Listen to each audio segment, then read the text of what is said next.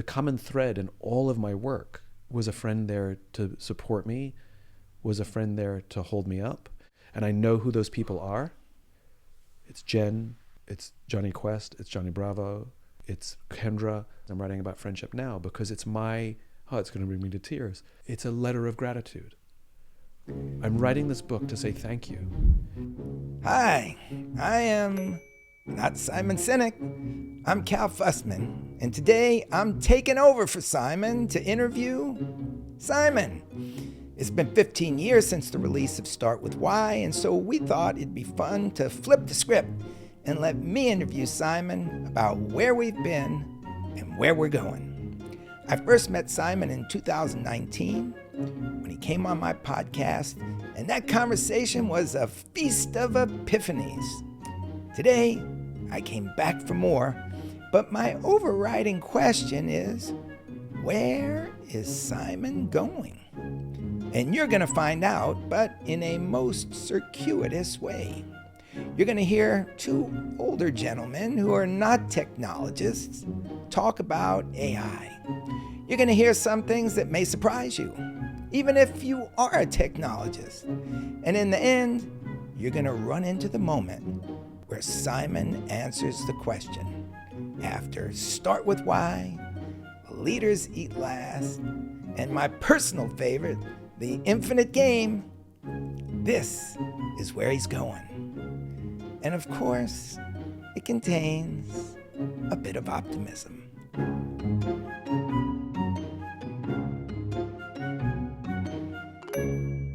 The takeover! I'll let Simon explain. So a bunch of years ago, what did we say? Like definitely 2019. 2019. The Infinite Game had just come out, and I was doing the podcast tour, interview tour, and I was invited onto your show, onto your podcast. You got more out of me than probably any interview I've ever done before, and probably since. There were new ideas that were coming out, revelations, and then when we thought about who we can have on this podcast, I thought, I can't let Cal Fussman go to waste. We have to do it. So we decided to do a podcast takeover where you are now the host and I am now the guest.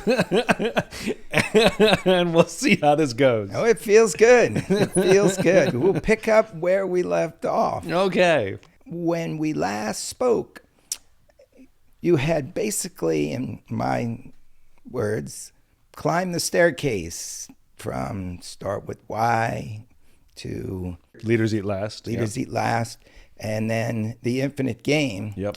which was the one that really impacted my life the most. And there are reasons for all this. And right after that came COVID in 2020. Yep.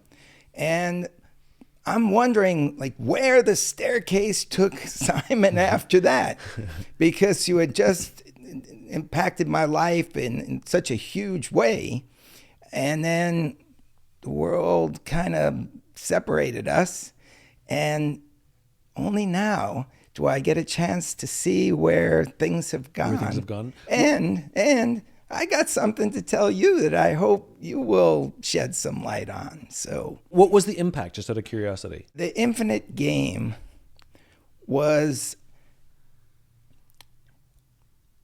a message that allowed me to see myself in the largest possible way. Because, as you pointed out to me, when people introduce themselves, I might say, hey, I've been a writer for Esquire for 20 years. Or I've written a book with Larry King, when the CNN broadcaster that was a New York Times bestseller. And you helped me realize that it wasn't just being in a specific zone and making myself, that's who I am. It was part of a long road that I wasn't really conscious of, because at the time, things start blowing up in front of you. All the magazines You remember the newsstands in like Beverly Hills? They're not there, or if they're there, many of them are selling Playboys from 1972. Yeah. The world just changed. And so when you need to reinvent yourself, you have to understand the infinite game. If you don't understand that, it's going to be really hard to pivot. You are right. It is an age-old problem. And I understand why it happens, which is we confuse our identities or our value or our worth with our accomplishments or our job titles, right? And you can see it, when people write bios, for example, CEO of, Oscar-winning, right? They tell you something, a title they hold or something they did 15 years ago. And it becomes their identity. People give their resumes. Politicians give their resumes. They don't tell you what they believe. They tell you what they've accomplished, right? But as you said, whether by one's own doing or technology or culture or politics or tastes or whatever is the thing, the world changes around us. If your self-worth, your value, and your identity is wrapped up in a thing you do and that thing goes away, then do you have no value? Like if you're a lawyer and you stop practicing law, who are you? And to understand that along the infinite game, that there are places that you will stop to look at the view. There are places that you will have to struggle because it's steep. There are places that are easy. There are places that you'll meet up with friends. But it's all the journey. And I would never define my journey based on one stop. And so you can see it manifest, you can see it show up in my life where, for example, if I blurb a book, you'll see that I always insist that how they list me, it says Simon Sinek, optimist, and ... And then I can list the stuff I've done. And it's not just for public consumption, it's for me. I am an optimist no matter what I do until the day I die. It is my identity. It is part of my identity. And so when the world around us changes, like, you wrote for Esquire for 1 million years and then magazines go away, kinda, in the format that we knew them. And then you think, well, who am I if I'm not doing that? Well, and then you start saying, well, I wrote for Esquire for 20 years. Right. And some people remember who Larry King is, That's a part of it. Like, my niece does not know who Arnold Schwarzenegger is.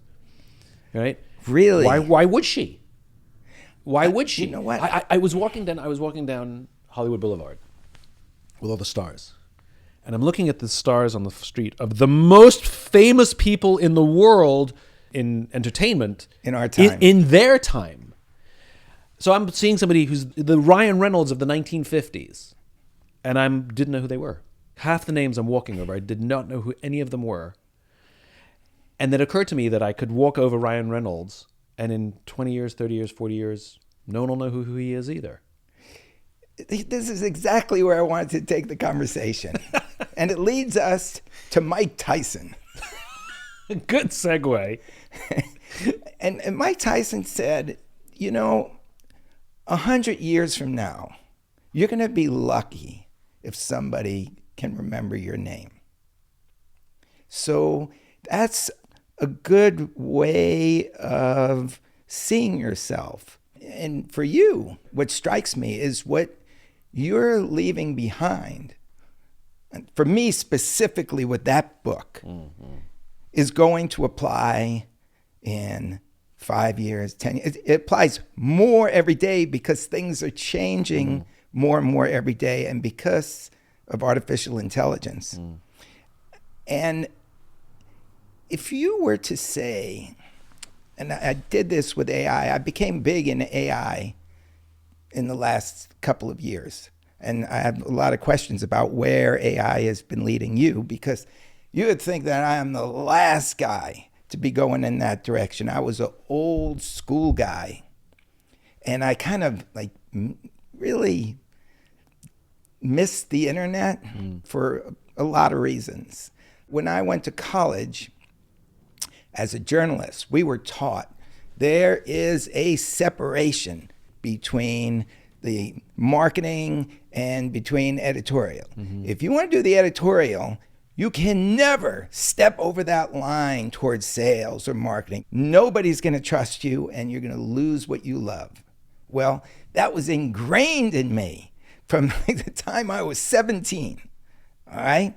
Well, fast forward to the Kardashians, and like the world is a completely different place. People are putting out their messaging on the internet and marketing themselves at the same time. And don't even have to go as far as the Kardashians. I mean, you can look at Fox News or CNN or all of these quote unquote news organizations.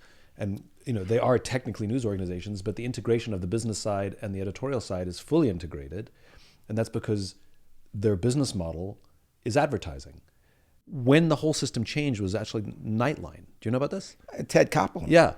So explain. Yeah. So back in the day, when radio and television started to become a thing, the government owns the airwaves. And obviously the private sector says, we want to use the airwaves because we want to entertain people and make money. And the government said, fine, we'll make you a deal. You can use the public airwaves at no cost. You don't have to pay the government a fee. But the deal is, if you use the public airwaves to make money, you have to offer a public service in return. And that was the news, right? And so everybody knew that, and they made money off of the entertainment, the Lucille Ball show or whatever, and they never made money on the news. It just wasn't a thing. And that's why you could have people like Walter Cronkite, where everybody trusted Walter Cronkite because there was no business model. It was just a public service that was offered as a part of the deal, right? There was no business model. Wow. And it all changed in 1979 with the Iran hostage crisis. And Ted Koppel was covering the Iran, and for the first time ever, the ratings for the news skyrocketed. Became some of the most popular television that there was. And so on the business side, they're going, huh? Oh, man. And it didn't happen overnight, but you started to see a slow disintegration of the separation of church and state, where things like the Fairness Doctrine. We used to have something that the FCC ran called the Fairness Doctrine, which is, it did things like if you showed 5 minutes of a Republican candidate, you had to show 5 minutes of the Democratic candidate, right? You had to keep it equal. It was fair. It was and it was, I can't remember which administration. I think it might have been in the Reagan administration, where in the name of corporate profitability, they started to break down. In other words, you started to see the break of business and news, right? And now we get to the point now where they rate the news like they rate any other TV program, and they sell advertising on the news like any other program. And so the incentive is to get people to watch no matter what you have to say. So it's no longer a public service, it's now part of a business model, right? And this is part of the problem, which is, so people control about, fake news or the traditional news media. The problem isn't the journalists, the problem is the business model. Because you get the behavior you reward, and if you reward eyeballs over everything, then you have to say and do anything. And the news is now competing against each other, which has created a business competition thing. But you can imagine somebody who grew up in that old school way of thinking. Back in the 70s, I was taught, there is this world, and you can never cross this line and right. Try to. It was sacrilege. Yeah, you just don't do that. You'd lose your job. That's right. You'd lose your job. And so that stayed with me all those years, even as the internet came about, and like everybody, there's no line there anymore. Right. And I can't cross this line that doesn't even exist. When you talk about the infinite game, yeah, you could see how helpful that is, because it says, hold it. You're not that person. You're not identifying yourself as a University of Missouri journalism school graduate and president in 1978. Like, you had that experience. You learned from it. It's part of your story. Exactly. But that is not you labeled anymore. Yeah, it's not who you are. That's right. It's not who I am. I am well beyond that. Yeah. And so how have you embraced AI? How have you, so you old school journalist, you're even wearing a hat that says press on the side of it. Okay. The little card. You can see. Yeah, I'm still that same. Yeah, you're a throwback. I'm still that same guy, right. But I'm a throwback, but now I'm ahead of the curve. Say more. when AI came about, I would have been one of those people who got frightened by it. I mean, the first time you're at the screen, you ask it a question, and then there is this dump of information, like faster than you could possibly read, think, and you're, oh my God, well, how am I going to compete with this? And of course you can't, but it's scary at the moment. But what I realized when I started to get into it was, hold it. This is going to remember everything. And not only what happened to me, but what happened to everybody whose information gets dumped into it. And I saw that as this amazing power and not as something to be afraid of. And so at a time where a lot of people shrunk from it, I kind of dove into it. It's a good metaphor, right? Which if you think Google is kind of like your high school library, or Library of Congress is probably more accurate. Like it's got one of everything. You have to go searching, but it just gives you the book. Like, what is the thing? Well, here's the book. Here you go. That's right. Here's the article you're looking for. That's right. Right? That's all it is. That's right. So it's the world's greatest Dewey Decimal System, right? Whereas AI is, okay, I've read the book for you. I'm going to tell you all about the book you are interested in reading. And here's the best part. I've read every other book too, and I can tell you what's important that you need to know. And so it's like the librarian. Instead of going to the card catalog, you're going to the librarian who's read every book. And you just sit down with the librarian and be like, can I ask you a question about that, this topic? And you don't even have to worry about which book was read. You didn't have to worry about it. I'll just tell you what the book said. And I think that's the astonishing thing about it. Because it's doing the work. Whereas before, Google didn't do the work. It just gave you the book. Right. So we're seeing a complete collapse of time from the day you had to go to the library, actually go to the card catalog, to hitting Google, to all of a sudden now it's in front of you. You can ask it for an opinion. And what a lot of people don't seem to get that I caught very early, it's a little kid. It's not this Wizard of Oz that knows everything. In fact, it really doesn't know anything outside of, if you put this word down here, it's highly likely that the word that should follow is this. And we have to be very clear what an algorithm is. An algorithm is nothing more than a formula. If this, then that. That's all an algorithm is, which is why there's fallibility, because somebody programs it, or if it self-programs, then mistakes can exaggerate. It is fallible. I think AI is fascinating. Like everything, I think there's positive and negative. You can say that about any tool, and every tool comes at a cost. Some of the times those costs are worth it. Some of those times those costs are not worth it. And if the costs become too extreme, then you have to manage those costs. So as, for example, cars are amazing, and putting lots of cars on a freeway is amazing and helps us get from A to B.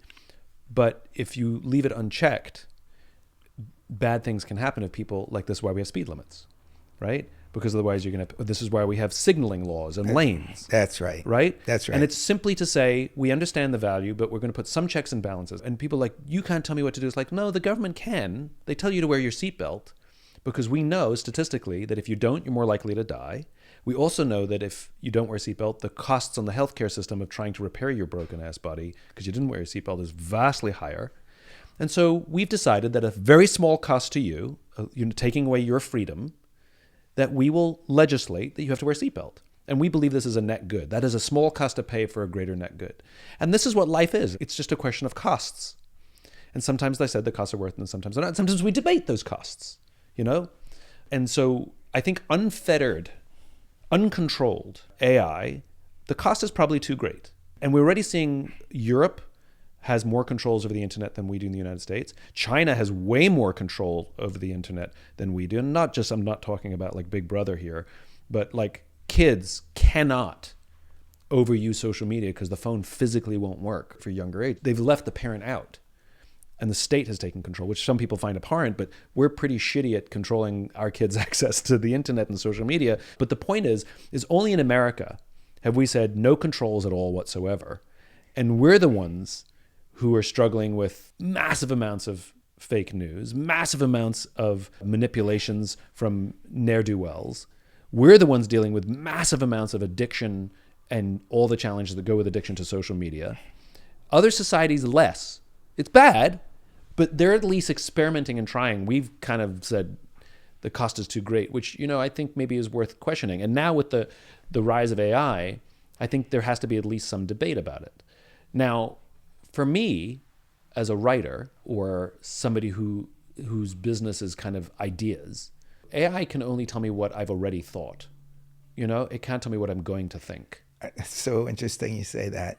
Right? And so if you say, write something in the style of Simon Sinek and pick any topic, it will go on and on about why this and why that and purpose. But I don't talk about why anymore. That book came out 15 years ago. I live my life by it. It's the foundation of how I do things, but I don't make reference to it in any of my new work at all, zero. So that's number one. It doesn't know what I'm going to think. It doesn't have curiosity. I have curiosity. And the other thing that I think it's missing out on is we are a results-obsessed society. We care about the output, not the journey. Now, everybody knows the trope. Like, it's not about the destination, it's about the journey, right? Like, we all know that we're constantly being told that about our lives. And yet, if you look at our work, we're still results-oriented. It's not that a book has my name on it. That's important. That's an output. So yes, AI could write my next book for me. It might be pretty decent, maybe not. It'll be derivative. It won't be new, curious thoughts. But it could probably do a half-decent job if I wanted to serialize start with why for, farmers, start with why for small business. It could do that for me, and it could do a fairly decent job, I'm sure. What we completely neglect here is that I am smarter, I'm a better problem solver, I am more resourceful, I am more curious, I'm a better pattern recognizer because I went through the awful process of writing the book myself, of having to organize my own ideas. And it's not the fact that the book was written, it's that I wrote the book.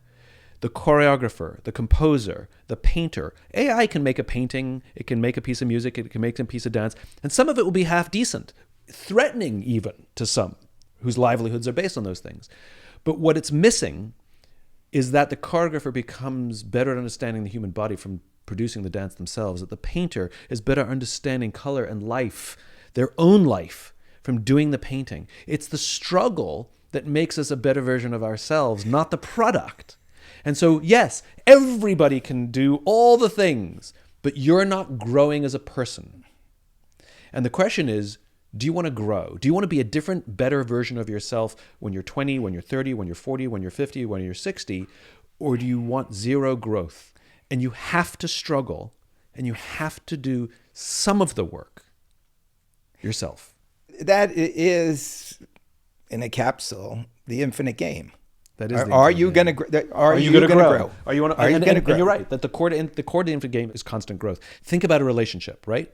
Let's say you and I, or let's say there's a marriage. So let's say your wife, okay? You have a fight with your wife, right? You feel guilty. You may have been irresponsible. You may have dropped the ball. She's upset for legitimate reasons. Maybe you said some stupid things. You want to put it right, okay? You go to ChatGPT and be like, I'm an idiot. This is what happened. Please tell me what I need to say to do the right thing, please, right? And it gives you, based on all the therapy and all of the listening skills, it gives you the perfect thing to say to your wife to do the repair, right? And you go to her and be like, babe, I take full responsibility. I didn't hear you. No. And then she finds out that you got that from ChatGPT. Now, you said everything right. I guarantee you it does not repair the relationship. But if you get some advice from ChatGPT and then put it away and then bumble and fumble it, and it's the bumbling and the fumbling and trying to do it yourself that makes her feel loved. It's not that you had the perfect words that made her feel loved. It's that you tried and you cared and you wanted to do it that made her feel loved, right? And this is what we're missing, which is it'll give us all the answers. Again, too results oriented, but we're not doing the work. You know what? ChatGPT told me the same thing in its own words about you. I asked it. I said, I'm going out to talk to Simon, and Yeah. I'm wondering, could you give me a parallel in history between Simon's life and artificial intelligence? Like, what's transpired since Simon was born? Right. And it went through possibilities. Sure. I don't think it knew you well enough. Well, that's yeah.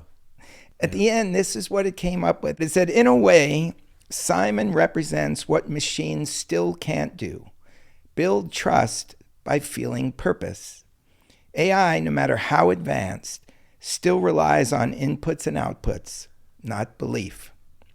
And it seemed to me to be so on point. That's good. It understood you pretty well. It's good, but it's good. Yeah, Is no it- debate. That's anything good. you would quibble with there? I mean, again, sort of the irony is it's sort of doing exactly what I said it would do, which is it can only talk about me and refer to purpose. And my most famous book is Start With Why. Right. But it's not the only part of my work, and it's not the only thing I talk about, though it is foundational. And so it did exactly what I expected it would do, which is it cannot talk about me without talking about purpose. It can't think one step further. But it's accurate. You know what? It needs pretty to read good. The Infinite Game again. It's pretty good.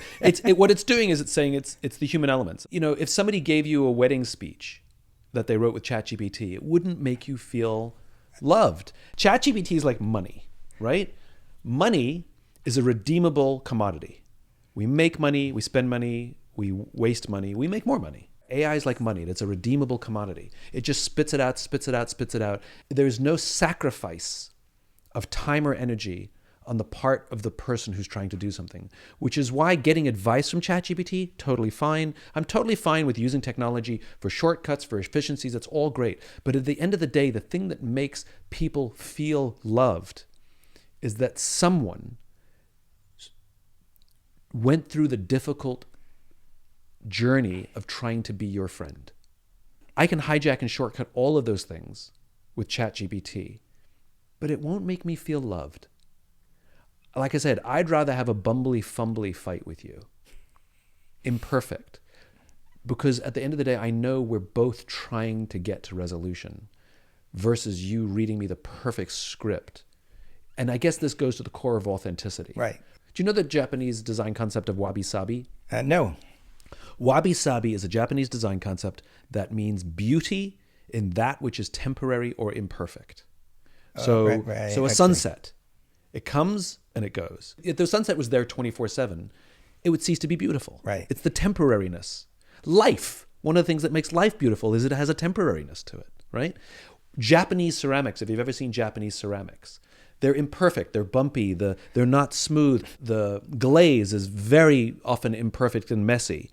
And they're the most beautiful things in the world because you can see that it was made by hand. Things that come off machines may look perfect, and they may be perfect, but they lack a certain beauty.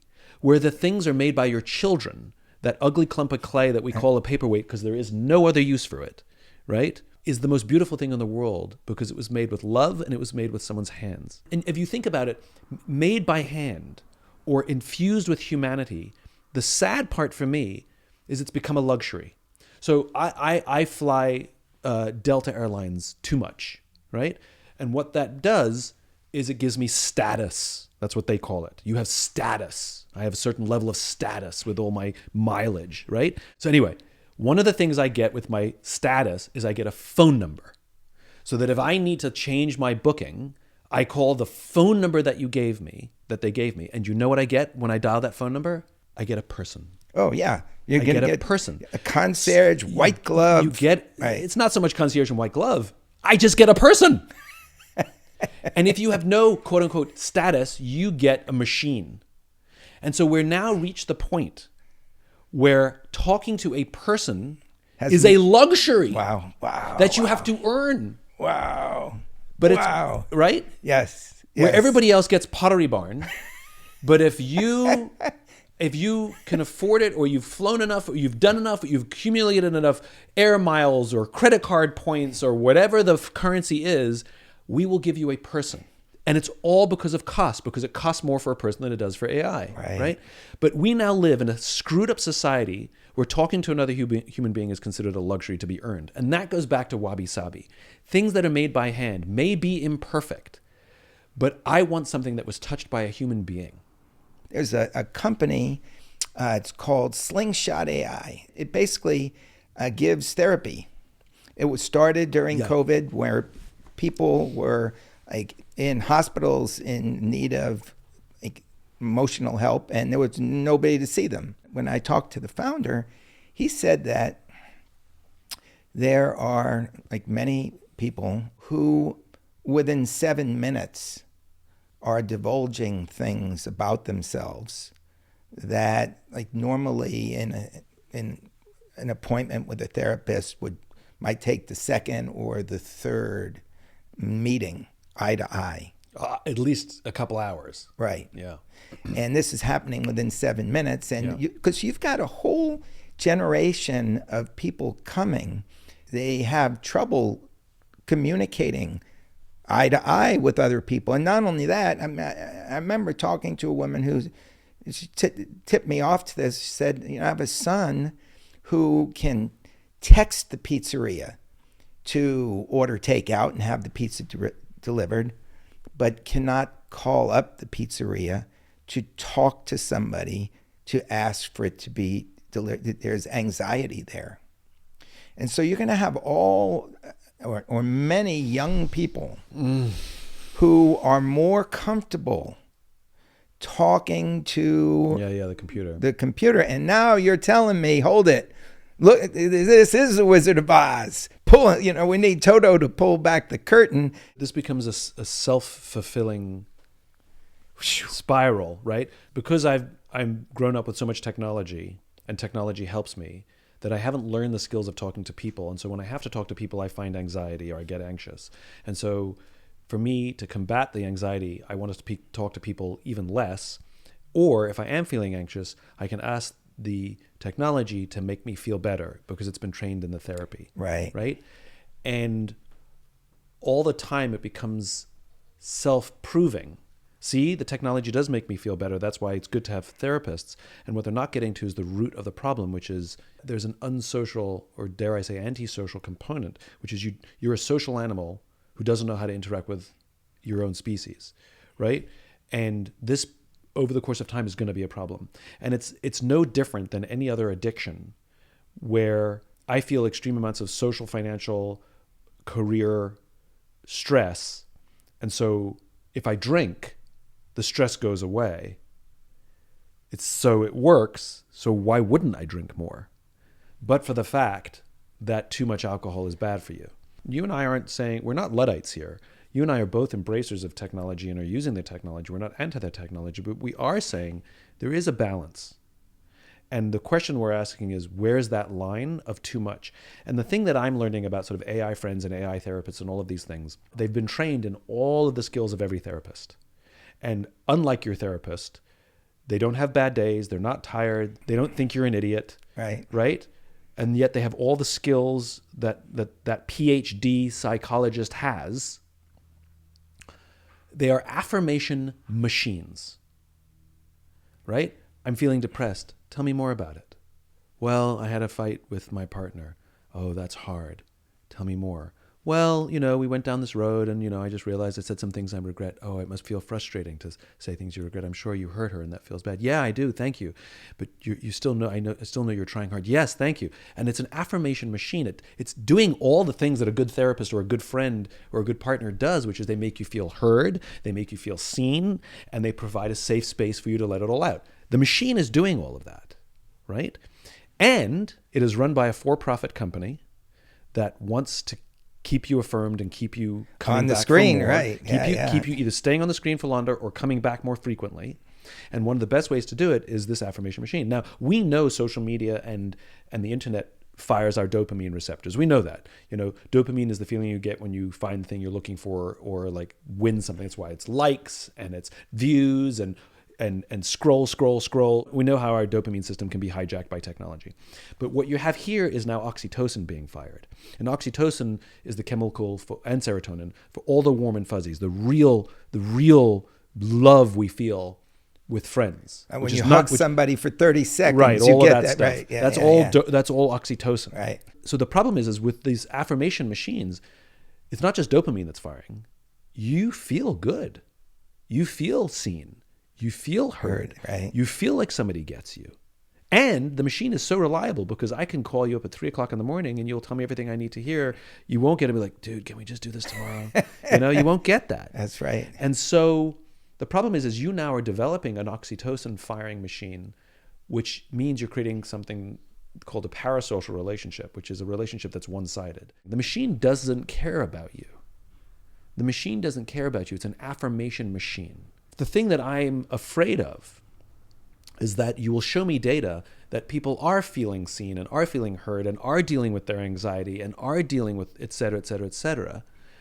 But the problem is it's coming from something that doesn't care, doesn't love them, isn't interested, And so that's the fear that I have, which is the data will show that it's showing a net benefit, but for the fact that it's from a for-profit organization. But then again, you could argue that a therapist is for-profit as well. But that's why they tell you time's up, because they got to get another customer in the door, right? But therapy is one of those things that's going to be threatened by AI because, like I said, the AI is there, never says time's up. You can talk to your AI for 6 hours if you want. That's right. Your AI therapist never tell you time's up, and it'll affirm the heck out of you. Yeah. And by the way, say many right things. I was on stage with an AI persona of John Lennon. It's put out by a company called Cicero. Mm-hmm. And you can have a conversation with John Lennon.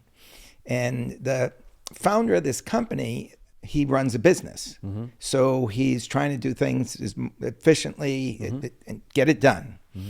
And we're sitting side by side. And so he starts by asking John Lennon questions. And when he could see that the answer's not going to the way that he wants, he just interrupts it and then just gets John Lennon to reset and get to a better answer. And this happens a few times. And then I said, can I have the mic for a second?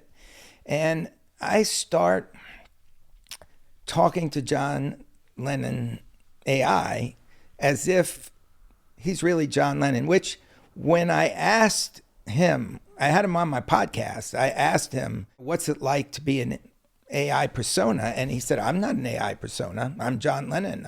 I am a singer and a writer. And I kind of laughed, but I wonder if underneath all this, it can actually grow, because I saw the persona change on stage. When I started asking the questions, it started to have a conversation, a back and forth. Yeah.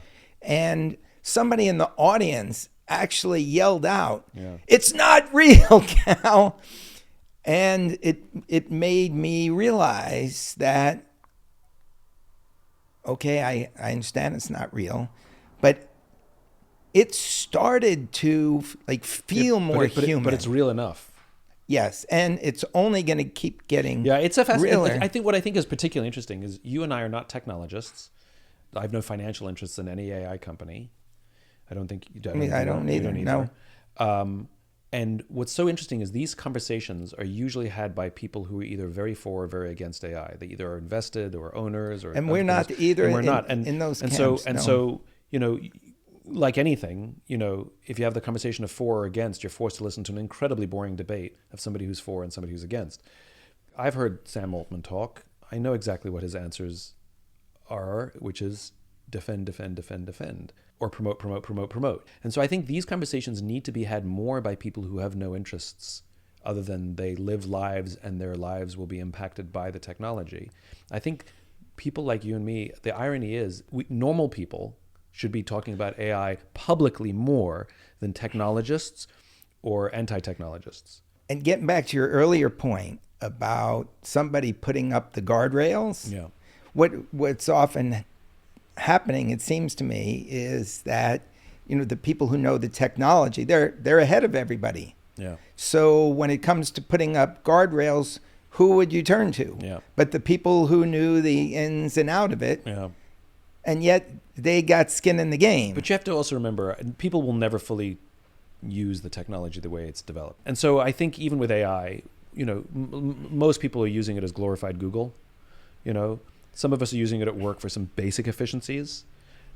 Like everything, there's going to be a small percentage that use the heck out of it to their advantage, and good for them. But I'm curious to see how the technology advances to the point where, they talk about how good you are at inputting or prompting and all of this stuff. I'm curious to see where it goes and how much we can actually take full advantage of the technology as it is, because any technology we underutilize, except for a small percentage that overutilize. I've got a air purifier. It's got buttons on it that light up.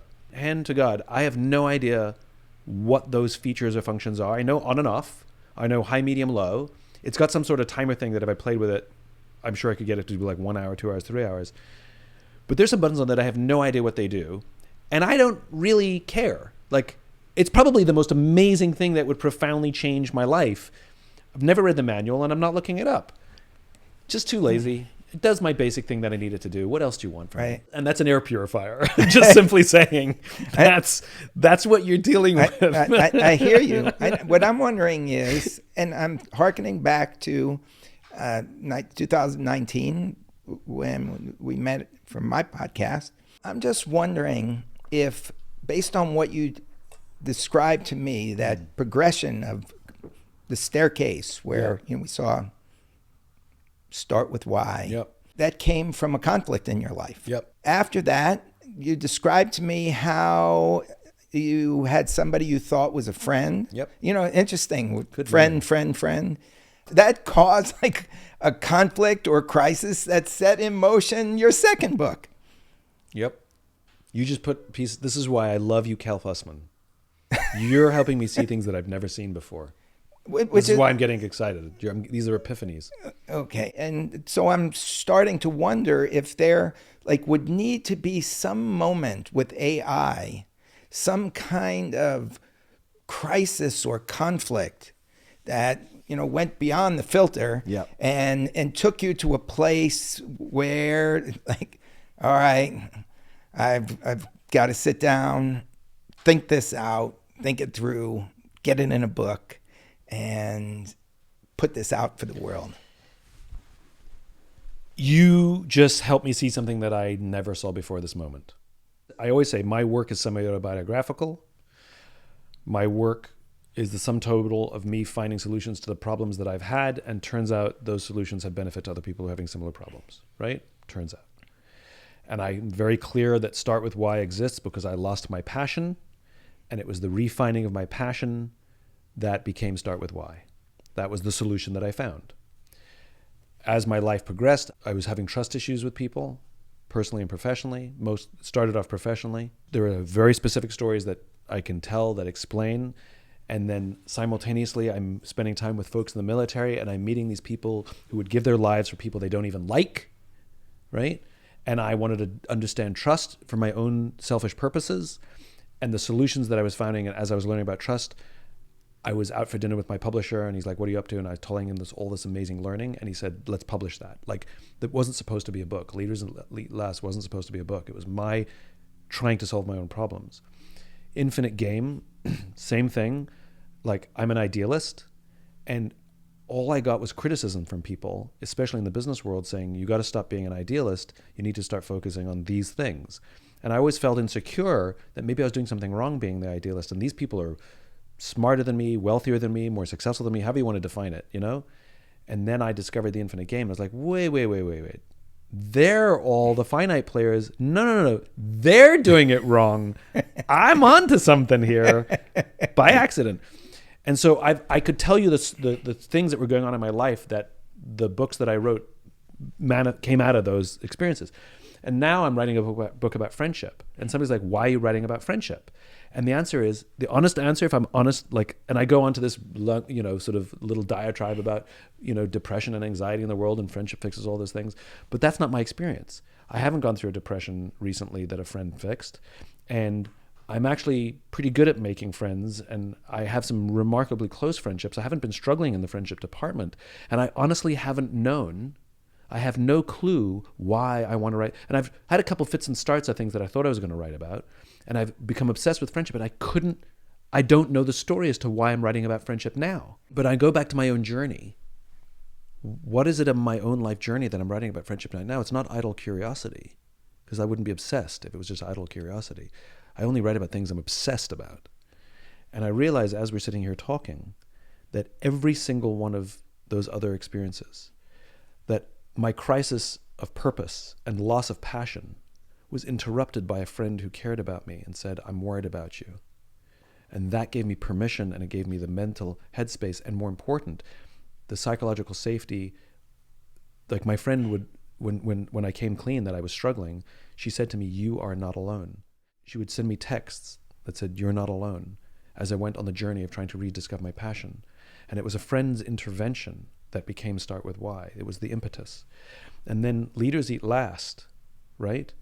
What I realized that was the place where I thought I had a friend, and I realized it wasn't a friend. It was somebody working me for access and all of this stuff.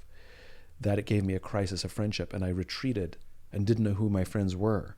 And it was the fear of losing friendships and not knowing how to trust, who to trust, what trust even is, and would I even be able to ever make a friend again, that became Leaders Eat Last.